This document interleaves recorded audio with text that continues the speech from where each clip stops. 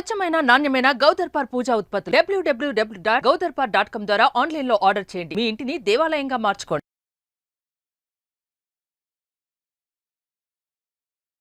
నమస్తే, welcome to Suman TV. నేను మీ యామ్ని. ప్రస్తుతం మనతో ఉన్నారు ప్రముఖ జ్యోతిష్య పండితులు బ్రహ్మశ్రీ నందిపట్ల శ్రీహరి శర్మ గారు ఉన్నారు. గురుగారితో మాట్లాడి మనకున్న సందేహాల గురించి అడిగి తెలుసుకుందాం. నమస్కారం గురుగారు. వాగర్థ వివ సంపృక్తౌ వాగర్థ ప్రతిపత్తయే జగతః పితరౌ వందే పార్వతీ పరమేశ్వరౌ. సదాశివసమారంభాం శంకరాచార్య మధ్యమాం అస్మదాచార్య పర్యంతం వందే గురు పరంపరాం. ఆదిత్యాయ చ సోమాయ మంగళాయ బుధాయ చ గురుశుక్రశనిభ్యశ్చ రాహవే కేతవే నమః. శృంగేరి జగద్గురు పీఠాధిపతులకి కంచి పీఠాధిపతులకి నమస్కారములు తెలియజేసుకుంటూ కార్యక్రమాన్ని ప్రారంభిద్దాం. గురుగారు, మనకి శ్రావణ మాసంలో వచ్చే పౌర్ణమిని రాఖీ పౌర్ణమి అంటున్నారండి. అసలు ఆ రోజు ప్రాముఖ్యత ఏంటి? ఆ పౌర్ణమికి ఏమైనా నియమాలు అంటూ ఉన్నాయా? ఈ యొక్క శ్రావణ మాసంలో పౌర్ణమి అనేటువంటిది మనకు జంధ్యాల పౌర్ణమి, అలాగే రాఖీ పౌర్ణమి అనేటువంటి విధానంతో పిలుచుకుంటూ ఉంటాం. అలాగే వీటికి ఇంకొక విశిష్టత హయగ్రీవ జయంతి కూడా చెప్తాం. సోమకుడు అనేటువంటి రాక్షసుడు ఈ సందర్భంగా వేదాలన్నీ కూడాను సముద్ర గర్భంలో పడవేస్తే వాటన్నిటినీ మళ్ళీ తిరిగి సంపాదించినటువంటి స్థితిలో ఈ యొక్క విష్ణు అవతార స్వరూపమే హయగ్రీవ స్వరూపము. కాబట్టి హయగ్రీవుణ్ణి మనం దక్షిణామూర్తిగా, అలాగే సరస్వతిగా చదువులకి ఎలా అయితే మనం కొలుచుకుంటామో, హయగ్రీవుని కూడా ఆ విధంగానే ఈ యొక్క విష్ణువుని ఆరాధించే వాళ్ళు ఈ యొక్క విద్యా అధికారిగా మనం కొలుస్తూ వస్తున్నాం. ఇక గమనించుకున్నట్లయితే ఇది ఉపాకర్మకు సంబంధించినటువంటి సందర్భం. అంటే పూర్వకాలంలో యజ్ఞోపవీతము అనగా ఉపనయన సంస్కారం జరిగిన తర్వాత మళ్ళీ ఈ యొక్క ఉపాకర్మ శ్రావణ పౌర్ణమి నాడు జరిపించి గురుకులానికి విద్యని అభ్యసించడం కోసం పంపించేవాళ్ళు. ఇక అనాదిగా వస్తున్నటువంటి ఆచారం ప్రకారం కనుక చూసుకున్నట్లయితే ఇది సోదరుల మధ్య ఉన్నటువంటి అనుబంధానికి ప్రతీకగా, అలాగే సోదరికి సోదరుడు ఎప్పుడు రక్షగా ఉండేటువంటి విధానంగా ఉండే ప్రతీకగా ఈ యొక్క రాఖీ పౌర్ణమిని మనం జరుపుకుంటూ వస్తున్నాము. అయితే ముఖ్యంగా బలిచక్రవర్తి దగ్గర ఆ యొక్క భక్తి పారవశ్యంతో, భక్తి ప్రభావంతో విష్ణువుని రక్షగా పెట్టుకున్నాడు బలిచక్రవర్తి. ఆ విధంగా వైకుంఠంలో లేనటువంటి ఆ యొక్క విష్ణు జాడ తెలుసుకున్నటువంటి లక్ష్మీదేవి ఆ యొక్క బలిచక్రవర్తికి తోరము కట్టి, ఆ తోరము కట్టినటువంటి సందర్భంగా వరం అడిగితే నా భర్తను నాకు ఇవ్వని అడగగా సోదర స్వభావంతో కట్టింది కాబట్టి ఆ యొక్క సోదరికి సంతోషం కలిగించే విధంగా విష్ణువుని మళ్ళీ తిరిగి వైకుంఠానికి పంపించారు. అలాగే ఈ యొక్క రాజసూయ యాగంలో శిశుపాల వధ జరిగేటప్పుడు శ్రీకృష్ణుల వారు చక్రాన్ని వదిలేటప్పుడు కొద్ది భాగము చూపుడు వేలికి దెబ్బ తగిలి రక్తం కారుతుంటే తటాలున ఆ యొక్క ద్రౌపదీదేవి అక్కడ చూస్తూ ఉండగా దగ్గరికి వచ్చి తన చీరకొంగు తీసుకొని ఆ యొక్క కృష్ణ భగవాను యొక్క చేతికి చుట్టింది. ఆ చిన్న నూలుపోగు చుట్టినటువంటి కారణం చేతనే సోదర ప్రేమగా భావించినటువంటి ఆ కృష్ణ భగవానుల వారు అవసర సమయంలో ద్రౌపది వస్త్రాపహరణం జరిగేటువంటి సందర్భంలో ఈ యొక్క ద్రౌపది యొక్క మానాన్ని కాపాడడం జరిగింది. ఇంకా ఈ విధంగా అనేక సందర్భాలలో ఈ యొక్క శ్రావణ పౌర్ణమిని మనం జరుపుకుంటూ వస్తున్నాం. మనకి పురాణాల నుంచి కూడా రాఖీ పౌర్ణమి ముఖ్యంగా దేవాసుర సంగ్రామంలో బలిచక్రవర్తి మీద యుద్ధం చేసే సందర్భంలో అనేక స్మార్లు ఓడిపోతూ ఉంటుంటే అప్పుడు శచీదేవి గౌరీదేవిని పూజించి ఆ యొక్క ఇంద్రుడికి ఆ యొక్క తోరములు కట్టడం, తద్వారా ఆ యొక్క రాక్షసుల మీద విజయాన్ని పొందడం అనేటువంటిది ఆ రోజున అనగా శ్రావణ పౌర్ణమి రోజున జరిగింది. కాబట్టి పురాణాల నుంచి కూడా మనకు ఈ యొక్క రక్షాబంధనం అనేటువంటిది శ్రావణ పౌర్ణమి బేస్ చేసుకుని మనకు ఉందని చెప్పవచ్చు. గురుగారు, ఈ రాఖీ పౌర్ణమి రోజు అండి మనం రాఖీ అనేది అన్నా తమ్ములకే కట్టాలా, లేకపోతే ఎవరికైనా కట్టచ్చా? ఒకవేళ కట్టేటప్పుడు ఏ సమయంలో కడితే మంచిది? విధి విధానం ఏంటండి అసలు? ఈ యొక్క రాఖీ పౌర్ణమి రోజున మనం కట్టవలసినటువంటి సమయంలో చాలా ప్రధానంగా నిర్ణయించుకోవాలి. ఎందుకనంటే ఈసారి భద్రాకరణం 1:33 వరకు ఉంది. భద్రాకరణంలో ఎటువంటి శుభముహూర్తాలు చేయకూడదు. ఈ భద్రాకరణంలో రాఖీ కట్టింది కాబట్టే, శూర్పణఖ రాఖీ కట్టింది కాబట్టే రావణ సంగ్రామంలో రావణుడు హతమయ్యాడు. కాబట్టి వీక్షించేటువంటి సుమన్ టీవీ ప్రేక్షకులు కూడా ఈ భద్రాకరణం అంత శుభమైనది కాదు. భద్రాకరణం ఎక్కడ ఉంటుందో అక్కడ చెడు ప్రభావాలు ఉంటాయి, అశుభములు జరుగుతాయి. కాబట్టి ఈ యొక్క రాఖీ పౌర్ణమి రోజున 19వ తారీఖు రోజు రాఖీ పౌర్ణమి అయింది. ఆ రోజున మీరు 1:33 వరకు రాఖీ కట్టడానికి సమయము కాదు అనే విషయాన్ని గమనించుకోవాలి. అయితే ఈ యొక్క సందర్భంగా మనకు చెప్పొచ్చేది ఏంటంటేనమ్మా, ఈ యొక్క శ్రావణ పౌర్ణమి మనకు ఈసారిని వచ్చేటువంటి శ్రావణ పౌర్ణమిని మహాశ్రావణి అనేటువంటి పేరుతో పిలుస్తారు. అంటే ఎందుకండి మహాశ్రావణి అని అంటే సాధారణంగా పౌర్ణమి శ్రావణ మాసంలో వచ్చేది ఏదో ఒక వారంతో వస్తుంది. కొన్నిసార్లు శ్రవణ నక్షత్రం ఉండొచ్చు, ఉండకపోవచ్చు, ధనిష్ట నక్షత్రం ఉండొచ్చు, లేదా ఉత్తరాషాఢ నక్షత్రం ఉండవచ్చు. కానీ ఈసారి శ్రావణ పౌర్ణమికి శ్రవణ నక్షత్రం ఉంది సూర్యోదయానికి. అలాగే సోమవారం అయింది, సోమవారం చంద్రుడికి సంబంధించి. అలాగే పూర్ణిమ చంద్రుడు షోడశ కళలతో విరాజిల్లుతుంటాడు. ఈ మూడు కలిసి వచ్చాయి కాబట్టి దీనికి మహాశ్రావణి అయింది. కాబట్టి ఈ యొక్క శ్రావణ పౌర్ణమి రోజున విధి విధానంగా మనం చూసుకున్నట్లయితే భద్రాకరణం 1:33 మధ్యాహ్నం వరకు ఉంది కాబట్టి ఆ సమయంలో ఎవరికి రాఖీ కట్టడానికి వీలు లేదు. ఇక ఉదయమే సూర్యోదయం కంటే ముందే లేచి కాలకృత్యాదులు తీర్చుకొని ఇల్లంతా కూడా శుభ్రపరుచుకొని అమ్మవారి గౌరీ అమ్మవారి లేదా పార్వతీ అమ్మవారి లేదా లలిత అమ్మవారి చిత్రపటం ముందు చక్కగా అలంకరణ చేసి తమలపాకులు, అక్కడ గణపతి, పసుపుతో చేసినటువంటి గణపతి, గౌరీ అమ్మవారిని చేసుకొని 9 ముడులతో చేసినటువంటి తోరముల్ని 3 పెట్టుకోవాలి.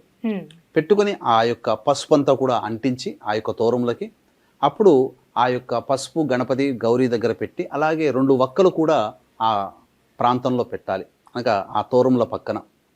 చేసిన తర్వాత గణపతి యొక్క అనుజ్ఞ తీసుకొని గణపతి పూజ చేసి లలితా సహస్రనామము కానీ, గౌరీ సహస్రనామం కానీ, దుర్గా సహస్రనామం కానీ, లలితా త్రిశతి కానీ, మీకు ఇష్టమైనటువంటిది ఏదైనా కానీ అమ్మవారి సహస్రనామ పారాయణం చేయండి. లక్ష్మీ సహస్రనామం అయినా చేయవచ్చు. చేసిన తర్వాత ఆ సమయానికి ఆ విధంగా ఏదైనా నైవేద్యం పెట్టి వదిలేయండి. ఇక మధ్యాహ్న సమయం గనక చూసుకున్నట్లయితే ఏ సమయంలో రాఖీ కట్టాలి అనేటువంటిది 1:33 వరకు భద్రాకరణం ఉంది. ఇక ఆ తదనంతరం చూసుకున్నట్లయితే ప్రధానంగా మనకు చూసుకుంటున్నట్లయితే శాస్త్ర ప్రకారం మనం తెలియజేస్తున్నాం 19వ తారీఖు రోజున పగలు 11:46 నుంచి 1:12 వరకు దుర్ముహూర్తం ఉంది. కాబట్టి ఆ దుర్ముహూర్తంలో కట్టకూడదు. ఇక మళ్ళీ తిరిగి దుర్ముహూర్తం ఎప్పుడుంది? మధ్యాహ్నం 3:15 నుంచి 3:54 వరకు ఉంది. అయితే ఈ దుర్ముహూర్తం అనేది ఒక్కొక్క ప్రాంతానికి కొంత తేడా ఉంటుంది. రాజమండ్రి పరిసర ప్రాంతాల్లో ఉండే వాళ్ళకి 3:02కి ప్రారంభమవుతుంది. తెలంగాణ ఈ ప్రాంతంలో ఉండే వాళ్ళకి 3:15 ప్రారంభమవుతుంది. 13 నిమిషాల గ్యాప్ అనమాట. ఇక ఈ సంబంధించి చూసుకున్నట్లయితే దుర్ముహూర్తం మధ్యాహ్నం 12:31 నుంచి 1:21 వరకు ఉంది. దుర్ముహూర్తములు ఉన్నాయి, వర్జ్యము ఉంది, భద్రాకరణం ఉంది. ఇవి 3 లేని సమయము 1:35 నుంచి 2:03 వరకు. ఆ సమయంలో చంద్రహోర ఉంటుంది. కాబట్టి 1:35 నుంచి 2:03 మధ్య కాలంలో సోదరుడికి రాఖీ కట్టడానికి అనుకూలమైనటువంటి సమయము. ఇదే అనుకూలమైన సమయం. పైగా లగ్నాలలో స్థిర లగ్నమైనటువంటి వృశ్చిక లగ్నం ఉండడం, ఆ యొక్క వృశ్చిక లగ్నానికి కట్టే సమయానికి అష్టమ శుద్ధి ఉండడం, ఈ కారణం చేత ఏ వ్యక్తి అయితే తను క్షేమం కోరి ఆ వ్యక్తికి కడుతుందో అమ్మాయి, ఖచ్చితంగా ఆ వ్యక్తి ఆనందంగా ఉంటాడని చెప్పవచ్చు. అంటే కొంతమంది దూరం నుంచి రావాల్సి ఉంటుంది కదండి, వాళ్ళకి సంబంధించి ఏ విధంగా చేస్తే మంచిది? ఇక్కడ ఆ టైంకి కట్టలేకపోయినప్పటికీ కూడా ఆ సమయము ప్రత్యేకించి పెట్టినటువంటి సందర్భంగా పెట్టవచ్చు. ఆ సందర్భంగా ఆ యొక్క సోదరునికి సంబంధించినటువంటి వస్తువు ఏదైనా పెట్టి ఆ యొక్క స్థలంలో పెట్టవచ్చు. లేదా గౌరీ అమ్మవారి దగ్గరనే నేను అనుజ్ఞ తీసుకుంటున్నానమ్మా, నా సోదరుని కట్టడానికి మంచి సమయం ఇదే కాబట్టి ఈ సమయంలోనే కడుతున్నాను, ఈ సమయంలోనే పెడుతున్నాను నీకు, ఆ సమయం వచ్చేటువంటి ఫలితమే నేను కట్టే సమయంలో నా సోదరునికి దక్కేటట్టు చెయ్యని ఆ గౌరీ అమ్మవారిని ప్రాధేయపడాలి. ఖచ్చితంగా గౌరీ అమ్మవారు, ఆ యొక్క పార్వతీ అమ్మవారు మన మొర ఆలకిస్తుంది. అయితే ఇక్కడ గమనించాల్సిన అంశం ఏంటంటే ఏ విధానంతో కట్టాలి అన్నప్పుడు చక్కగా ఆ యొక్క సోదరుని కట్టాలి, సోదరుని ఇంటికి పిలిపించుకోవాలి. అయితే ఇక్కడ వీక్షించేటువంటి సుమన్ టీవీ ప్రేక్షకులు కూడా గమనించాల్సిన అంశం అంటే ముఖ్యంగా ఈ నెల 17వ తారీఖు రోజున 31వ తారీఖు రోజున 2 శని త్రయోదశులు వచ్చాయి. కాబట్టి మనం ఎదుర్కొనేటువంటి సమస్యలకన్నిటికీ కూడా ప్రధానంగా గత జన్మ కర్మదోషాలు. కాబట్టి గత జన్మ కర్మదోష నివారణ హోమాదులు ఈ 2 శని త్రయోదశుల సందర్భంగా, మరియు వృషభ మిథున కర్కాటక సింహతుల వృశ్చిక మకర కుంభమీన రాశుల్లో జన్మించిన వారికి శనిదోష పరిహారార్థమై శనీశ్వర హోమం, అఘోర పాశుపత మంత్ర హోమాలతో పాటు విద్య, వివాహ, ఉద్యోగ, దాంపత్య, అనారోగ్య సమస్యల నివారణకి 18 రకాల హోమాదులు కేవలం 1500 రూపాయల రుసుముకి, రెండిట్లో నమోదు చేసుకున్నట్టయితే 3000 అవుతుంది. అలాగే ఒక్కొక్క నెలలో మా పీఠం ఆధ్వర్యంలో సంవత్సరం పాటు కార్యక్రమాలు జరుగుతాయి. మీ కుటుంబ సభ్యుల గోత్రనామాదులు నమోదు చేసుకోవచ్చు. అవకాశం ఉంటే కార్యక్రమ తదనంతరం కాంటాక్ట్ చేసి పూర్తి వివరాలు తెలుసుకోండి. ఇక విధానం గురించి తెలుసుకుందామమ్మా. ఏ విధానంతో మనం కట్టాలి, అసలు ఎవరికి కట్టాలి అని అంటే, ఒక సోదరుని యొక్క భవిష్యత్తు మంచిగా ఉండాలని కట్టవచ్చు. ఒక భార్య భర్త యొక్క జీవితం బాగుండాలని కట్టవచ్చు. ఒక గురువు శిష్యుడి యొక్క జీవితం ఆనందంగా మంచి విద్య రావాలనే ఉద్దేశంతో కట్టవచ్చు. లేదా ఒక స్నేహితురాలు స్నేహితుడికి కట్టవచ్చు. ఎవరికైనా సోదర భావం అనేటువంటిది ఇక్కడ ప్రధానంగా ఉంటుంది. సోదర భావం లేదా శిష్య భావం. కాబట్టి ఏ విధంగా కట్టాలి, ఎలాంటి విధానాన్ని పాటించాలి అని అంటే, మనం ఇంతకుముందు చెప్పుకున్నాం 3 తోరములు పూజ చేయమని చెప్పాం కదా లలితా సహస్రనామానికి. ఆ 2 తమలపాకుల్లో పెట్టినటువంటి 2 వక్కలు, అవి తోరములు తీసుకొని వచ్చి ముందుగా ప్లేట్లో పెట్టినటువంటి 2 దీపపు కుందులు, వాటికి ఒక్కొక్కటికి 2 ఒత్తులు వేసి 2గా దీపారాధన చేయాలి. చేసిన తర్వాత పిలిపించుకున్నటువంటి వ్యక్తికి కడుపు నిండా ఇష్టమైనటువంటి పదార్థాలు వండి సోదరుడికి కానీ, భర్తకి కానీ, శిష్యుడికి కానీ, లేదా స్నేహితుడికి కానీ చక్కటి భోజనాన్ని ఏర్పాటు చేసి తదనంతరం తూర్పు ముఖంగా ఆ వ్యక్తిని కూర్చోపెట్టి మీరు ఆ వ్యక్తికి హారతి ఇవ్వాలి. హారతి ఇచ్చిన తర్వాత పోక చెక్కలు తీసుకున్నామని చెప్పాను కదమ్మా. ఒక పోక చెక్క తీసుకుని కుడి నుంచి ఎడం వైపు వరకు ఒక దిష్టి తీస్తున్నట్టుగా తీసేయాలి. తీసి పక్కకు పడేయాలి. మళ్ళీ 2వ పొక్క చెక్క తీసుకొని ఎడమ నుంచి మళ్ళీ కుడివైపుగా పెట్టి మళ్ళీ ఆ విధంగా దిష్టి తీసేయాలి. తీసిన తర్వాత అప్పుడు ఆ యొక్క సోదరుడికి రాఖీ కట్టాలి. 3 తోరములతో పూజ చేశారు కదా లలిత అమ్మవారికి, ఆ 3 తోరములతో రాఖీ కట్టాలి. రక్షాబంధనం ఎటువంటి మంత్రము అనంటే ఏనబద్ధో బలిరాజు అనేటువంటి మంత్రం ఉంటుంది. దాని అర్థం ఏంటంటే, బలిచక్రవర్తి అంతటి శక్తివంతుడైనటువంటి శక్తులన్నీ కూడా నీవు బంధించగలిగినటువంటి తోరమా అంటే లక్ష్మీదేవి కట్టింది కదా, బలిచక్రవర్తిని నిలువరించింది. అంతటి శక్తి కలిగినటువంటి తోరమా, నీకు అంతటి శక్తి ఉంది కాబట్టి నా యొక్క సోదరుడు, నా భర్త, నా శిష్యుడు, నా యొక్క స్నేహితుడి యొక్క జీవితం కూడా ఆనందంగా ఉండాలి. ఆ శక్తులన్నీ ఆ సోదరుడికి, భర్తకి, శిష్యుడికి, అలాగే స్నేహితుడికి చేరాలి అనే ఉద్దేశంతో ఆ మనసులో భావన చేసుకుంటూ కట్టండి. మళ్ళీ వచ్చే శ్రావణ పౌర్ణమి వరకు కూడా ఆ యొక్క శక్తి ప్రభావం ఆ యొక్క కట్టిన వ్యక్తి యొక్క చేతుల్లో ఉంటుంది. తద్వారా అన్నింటా విజయాలు పొందుతాడు. తదనంతరం చక్కగా ఖచ్చితంగా ఈ యొక్క రాఖీ కట్టే సందర్భంలో చాలామంది ప్లాస్టిక్ రాఖీలు కడుతుంటారు. కానీ మనకు శాస్త్ర ప్రకారం చెప్పబడి ఉంది ఏంటంటే, బంగారంతో చేసిందైనా అందరికీ శక్తి ఉండదు కాబట్టి కనీసము వెండితో చేసినటువంటి రాఖీ అయినా 300-400 పెడితే వస్తుంది. ఆ వెండితో చేసినటువంటి రాఖీని కడితే సరిపోతుంది. తదనంతరం స్వీట్ తినిపించాలి ఆ సోదరికి కానీ, భర్తకి కానీ, శిష్యుడికి కానీ, స్నేహితుడికి కానీ. ఇక తదనంతరం ఆ సోదరుడు, భర్త, శిష్యుడు, స్నేహితుడు చేయాల్సినటువంటి కర్తవ్యం ఏంటంటే, తను ఎవరైతే తనకి రాఖీ కట్టారో ఆ కట్టినటువంటి వ్యక్తికి జీవితాంతం తోడ్పాటు అందించాలి. అంటే ఆ జీవితాంతం రక్షగా ఉండాలి.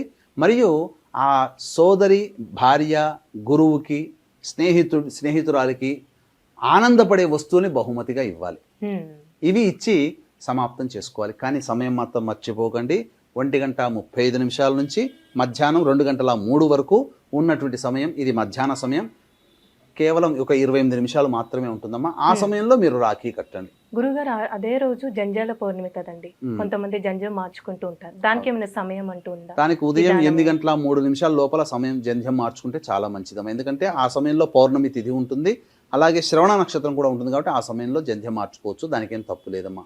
జంధ్యం మార్చుకునేటువంటిది ప్రతి పౌర్ణమికి చేసుకోవాలి. అందరూ పౌర్ణమి చేసుకోరు కాబట్టి కనీసం శ్రావణ పౌర్ణమి నాడైనా చేసుకోండి అయ్యా అని చెప్పే ఉద్దేశం తప్ప అందులో విశేషం ఏమీ లేదమ్మా. జంధ్యం అనేది ప్రతి పౌర్ణమికి మార్చుకోవాల్సిందే. చాలా చక్కగా తెలియజేశారండి మాకు. ధన్యవాదాలు గురుగారు. సర్వం శ్రీ ఉమామహేశ్వర పరబ్రహ్మార్పణమస్తు.